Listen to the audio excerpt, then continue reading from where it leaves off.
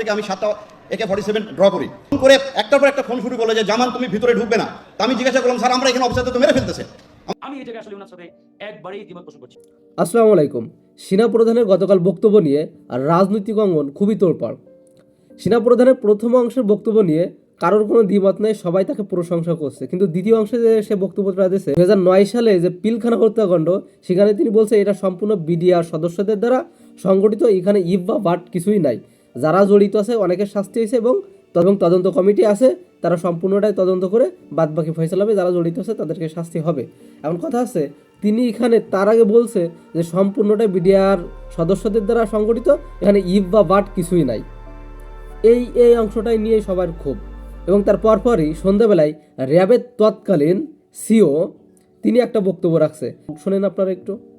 Training ক্যাম্পে সেখান থেকে আমি 7টা AK-47 ড্র করি, প্রায় 2000 রাউন্ড নিই, আমার সাথে আরও 7 জনকে সঙ্গে নিয়ে নিই।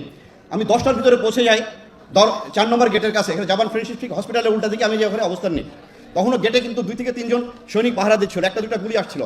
এর ভিতরে আমি এডিজি কর্নেল রেজানুরকে জানালাম, ডিজি হাসান মাহমুদকে জানালাম। আপনি জানেন এই হাসান মাহমুদ পরবর্তী যে পুলিশের সে আইজিপি হয় এবং স্পেনের রাষ্ট্রদূত হয়, এবং কর্নেল রেজাকে কিন্তু তারা পরে আপনার মেজর জেনারেল বানায়, MS ছিল, সে ডিউসি ছিল।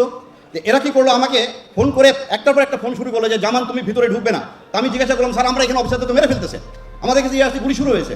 বলে যে না তুমি ভিতরে ঢুকবে না, আমরা প্রধানমন্ত্রীর সাথে বসেছি যমুনা ভবনে, উনি বলছে কেউ গোলাগুলি করবে না, উনি এটা শান্তিপূর্ণভাবে সমাধান করবেন। বিডিআর হত্যাকাণ্ড কোনো হত্যাকাণ্ড ছিল, এটা পরিকল্পিত একটি হত্যাকাণ্ড ছিল, যেখানে শেখ হাসিনা সরাসরি জড়িত এবং তার নানক, মির্জা আজম, তাপস, প্রত্যেককে। আমি কয়েকটা ছোট্ট ঘটনা বলি। সারাটা দিন আমাদেরকে ঢুকতে দিল না, সেনাবাহিনী আসলো, এসে আমার কাছে তখন মেজর ওয়াকার ওয়াইসি ছিলেন 17 বেঙ্গলের, এখন বর্তমান সেনাপ্রধান, উনি একটা কোম্পানি নিয়ে আসলেন, আমাকে বলে জামান এখানে কি করবো। আমি স্যার আপনাকে কি বলেছে, বলে না আমাকে তো ভিতরে ঢুকতে নিষেধ করছে। তো বলেছে স্যার তাহলে তো আসলেন কেন আপনারা, কেউ যদি ভিতরে না ঢুকি তোমরা খালি হাতে যুদ্ধ করবে। এর ভিতরে অনেক গুলজার আমাকে ফোন দিল 10টা থেকে 10:15 দিকে, যেমন তুই কোথায়, তুই তাড়াতাড়ি আমাকে বাঁচা, এরা এখন অর্গানাইজ না। আমরা স্যার আমি এসে গেছি স্যার, আমাদের ঢুকতে দিচ্ছে না। কর্নেল এমদাদ আপনারা জানেন, one of the best commando of Bangladesh, 500 জাম করেছিলেন উনি, ওনার জানে ভয় করে কিছু ছিল না। এই কর্নেল এমদাদ আমার জামান তুই একটা প্লাটুনের ভিতরে আয়। আমি শাউট করতেছি কর্নেল রেজার সাথে যে স্যার আপনি যমুনা ভবন রাখেন, আমাদেরকে ভিতরে ঢুকতে দেন। আমার 5 নম্বর গেটে মেজর আমিন আছে, আমি এখানে আছি, প্রায় 150 আমার সঙ্গে র্যাবের সদস্যরা আছে, প্রত্যেকে আমরা আর্মড আছি, ঢুকতে দেয় না। বারবার খালি বলে ঢুকবো না কেউ, তোমরা ঢুকবো না কেউ, আমরা দেখতেছি। এর ভিতরে আপনার আমার কোর্সের মেজর হাসান ফোন করলো, দোস্ত তুই আয়, এরা আমাদেরকে মেরে ফেলবে। আমি ঢুকতেছি, আমি একটু আগে যাই, গুলি আসে, আমি আবার ডানে যাই, বামে যাই, আমার সামনে দেখলাম ছোট্ট বাচ্চা মারা গেল। এরপর আমরা ওখান থেকে ছুটে আসতে চাই না, সারাটা দিন আমাদের সাথে এভাবে খেললো। এর ভিতরে 1:30টার দিকে দেখি আপনার এই মির্জা আজম, নানক, মাহবুরা গিনি MP, মুস্তাক আহমেদ রুহি MP, ওয়ারেস বেলাল, এদেরকে আমি একটা মুহূর্তের জন্য ভুলতে পারি না। আমার ইচ্ছা হচ্ছে গুলি করে হত্যা করি ওদেরকে। ওরা দেখি পতাকা হাতে করে ওখানে যাচ্ছে, যে তারা ওদেরকে বের করে প্রাইম মিনিস্টারের কাছে নিয়ে গেল। পরে শুনি তাদেরকে বিরিয়ানি খাইয়েছে।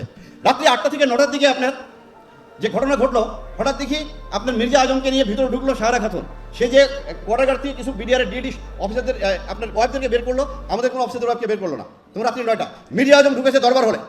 আমার কাছে তখন মেজর মুনির উপরে বেঁচে ছিল আপনার সিলিংয়ের ভিতরে, এই মুনি এখনো বেঁচে আছে, এর সঙ্গে আমার কন্টিনিউসলি যোগাযোগ। আমার সে মেসেজ পাঠাচ্ছে, আমি মুনি তুমি যেভাবে থাকো বেঁচে থাকো, তুমি ইয়ে করো না, কথা বলো না, বলে সে মেসেজ দিচ্ছে স্যার মির্জা আজম ভিতরে ঢুকে উল্লাস করছিল, যে বলেছে সে কর্নেল গুলজারের লাশ খুঁজছিল, গুলজারকে মারা হয়েছে কিনা সে দেখতেছে, যে দেখে খুশি হয়েছে সে। কারণ এই কর্নেল গুলজার আমরা প্রায় 200-র ঊর্ধ্বে জেএমবিকে গ্রেপ্তার করি। আমি সেই 2005-6-7-8 সালে র্যাবের সিও ছিলাম। আমরা ওই শাহেক আব্দুর রহমান কর্নেল গুলজার গ্রেপ্তার করে, পরে সে ওখান থেকে বের হয়ে আসে। আমি যখন রাত্রি প্রায় 10টার দিকে যখন দ্বিতীয় 26 তারিখে ভিতরে ঢোকার চেষ্টা করতেছিলাম, ঢুকতে দেয় না। এরপরে আমি নিরস্ত্র অবস্থায় আমি মেজর রাজন এবং আপনার মেজর ফয়সালকে তারপর জোর করে ভিতরে ঢুকে আমি যখন প্রথমে আমি চলে যাই, তখন রাত্রি বাজে 9টা, 26 তারিখ, ডিজির পাশে যে ঢুকলাম, ঢুকে দেখি রক্তাক্ত সব জায়গা, পিন অফ সাইলেন্স। তো আমি ভিতরে দোতলায় ঢুকে যখন ডিজির বেডরুমে ঢুকতে গেলাম, আমার পায়ের সঙ্গে একটা লাশ লাগলো। আমি ধরে নিয়েছিলাম হয়তো ডিজির ওয়াইফও কেউ হবে, পরে দেখি এটা কর্নেল দেলোয়ার। তো এই যে আপনার পুরো জিনিসটা, পরের দিন যখন আমি ইন্টারোগেশন শুরু করলাম, এই 2-3 দিন পরে ইন্টারোগেশনে যে আমি সুবেদার তোরাবালিকে ধরলাম। এই সুবেদার মির্জা তোরাবালি কে ছিল? লেদার লিটনের ভাইস সন্ত্রাসী, আওয়ামী লীগের হাজারীবাগের নেতা। তোরাবালির মোবাইলে আমি প্রায় 42টা কল পেয়েছি, যেখানে সে ইন্ডিয়ার সাথে যোগাযোগ করতেছে। এই কলগুলো আমাদেরকে বের করতে দিল না।